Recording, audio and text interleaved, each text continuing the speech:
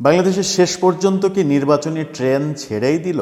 নির্বাচনের দিকেই কি বর্তমান সরকার যাচ্ছে? সমস্ত সংস্কারকে পেছনে ফেলে নির্বাচনই কি এখন একমাত্র উদ্দেশ্য হয়ে দাঁড়িয়েছে? নানা চাপে, বিশেষ করে আন্তর্জাতিক চাপের কারণে বাস্তবতা বোধহয় সেদিকেই যাচ্ছে। আজকে যখন প্রধান নির্বাচন কমিশনার এবং অন্য কমিশনারদের নতুনভাবে নিয়োগ দেওয়া হলো, তখন সেই প্রসঙ্গটি সামনে এসে যাচ্ছে। ডক্টর মোহাম্মদ ইউনূসের অন্তর্বর্তীকালীন সরকার তাহলে কি চাচ্ছে, কোনভাবে তারা এগোতে চাচ্ছে, সেই আলোচনাই করব এই ভিডিওতে। থাকবেন পলিটিক্স টিভির নিয়মিত আয়োজনে।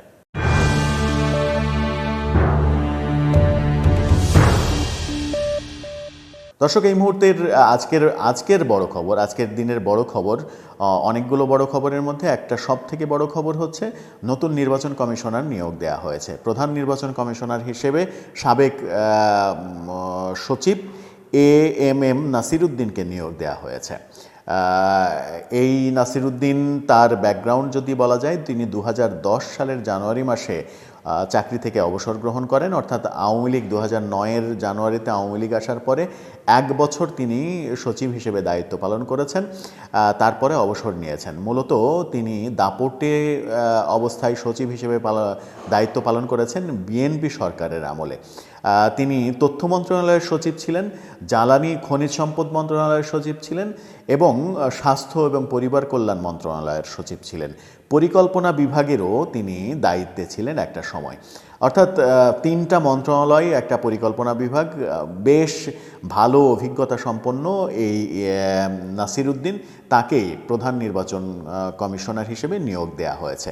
সাথে আরও 4 জন নির্বাচন কমিশনার যাদেরকে নিয়োগ দেওয়া হয়েছে তারা হলেন সাবেক অতিরিক্ত সচিব আনোয়ারুল ইসলাম সরকার, অবসরপ্রাপ্ত জেলা ও দায়রা জজ আব্দুর রহমানুল মাসুদ, সাবেক যুগ্ম সচিব তাহমিদা আহমেদ ও ব্রিগেডিয়ার জেনারেল অবসরপ্রাপ্ত আবুল ফজল মোহাম্মদ সানাউল্লাহ। এই 5 জনকে নিয়োগ দেওয়া হয়েছে। নাসিরউদ্দিনকে প্রধান নির্বাচন কমিশনার করা হয়েছে। নাসিরউদ্দিনকে প্রধান নির্বাচন কমিশনার যখন করা হলো, তখন মজার ব্যাপার হচ্ছে যে বিএনপি সার্চ কমিটিকে যে 2টি নাম তালিকায় দিয়েছিল, সেই 2টি নামের একটিই হচ্ছে নাসিরউদ্দিন। বিএনপি 2টো নাম দিয়েছিল, একটা নাসিরউদ্দিন আর একটা হচ্ছে শফিকুল ইসলাম। চলতি মাসের শুরুতে অনুসন্ধান কমিটির কাছে এই তালিকা দিয়েছিল বিএনপি, এবং শোনা যাচ্ছে বিএনপি সমমনা আরও একাধিক দল এই 2টি নাম দিয়েছিল। সেই 2টি নাম থেকেই সরকার নাসিরউদ্দিনকে বেছে নিয়েছেন।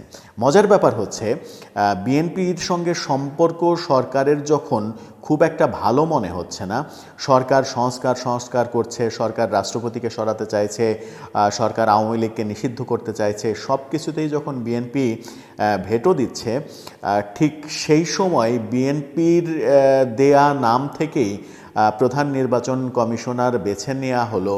এটা কিসের ইঙ্গিত দেয়? এটা কি এটারই ইঙ্গিত দেয় যে শেষ পর্যন্ত আসলে বিএনপির সঙ্গে এক ধরনের সমঝোতা করতে সরকার বাধ্য হচ্ছে? বিএনপিকে ছাড়া সামনে এগিয়ে নিয়ে যাওয়া, এই সরকারের কাজ সামনে এগিয়ে নিয়ে যাওয়া সম্ভবপর হচ্ছে না বলেই বিএনপির দেয়া নাম থেকেই প্রধান নির্বাচন কমিশনার তৈরি করা হলো।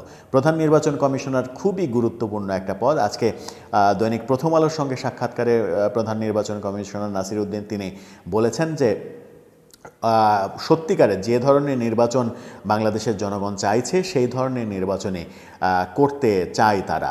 কিন্তু মজার ব্যাপার হচ্ছে, তাকে যখন প্রশ্ন করা হয় সব দলের অংশগ্রহণে এই নির্বাচন হবে কিনা, তখন তিনি প্রশ্নটাকে এড়িয়ে গেছেন। বলেছেন যে বাস্তবতার নিরিখে অনেক কিছু বিবেচনার ব্যাপার রয়েছে, এখনই সব কিছু বলা যাচ্ছে না, সামনের দিনগুলোতে হয়তো সেগুলো বলা যাবে যে বাস্তবতা কোন দিকে চায়, জনগণের চাহিদা কোন দিকে। অর্থাৎ সব দলের অংশগ্রহণ বলতে প্রথম আলো এক ধরনের উজ্জ্ব রেখেই আওয়ামী লীগের প্রসঙ্গই হয়তো আনতে চেয়েছে, কিন্তু প্রধান নির্বাচন কমিশনার কৌশলে ব্যাপারটা এড়িয়ে গেছেন। তার মানে কি প্রধান নির্বাচন কমিশনারও বর্তমান অন্তর্বর্তীকালীন সরকারের যে মনোভাব, আওয়ামী লীগকে নির্বাচন করতে দেবে না, যে মনোভাব ছিল, সেই মনোভাবই এখন পর্যন্ত পোষণ করছেন?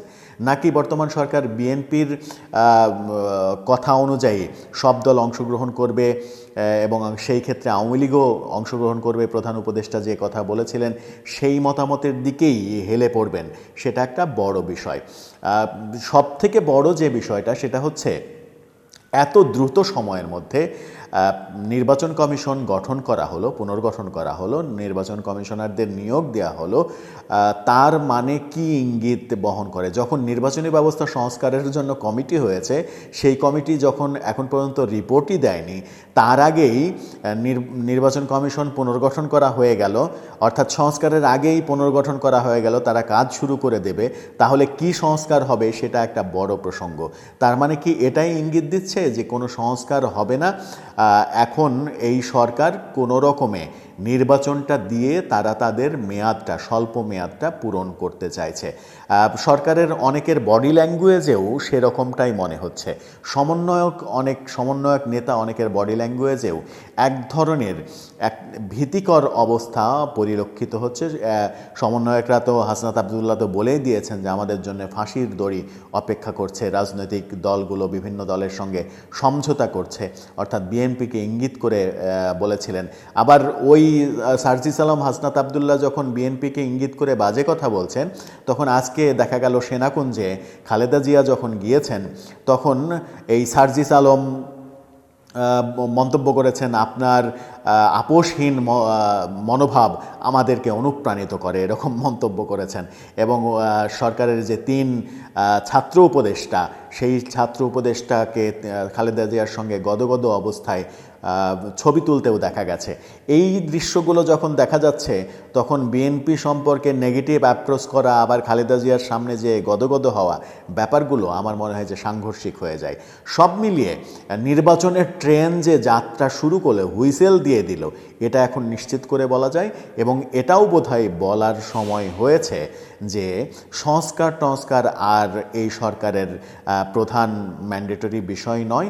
এই সরকার এখন নির্বাচন দিয়ে তারা তাদের মেয়াদ, সম্মানজনক মেয়াদটা শেষ করতে চাইছে। আদৌ কি তাই, নাকি অন্য কিছু হতে চলেছে দেশে? দর্শক, আপনার মতামত জানিয়ে লিখতে পারেন আমাদের কমেন্ট বক্সে।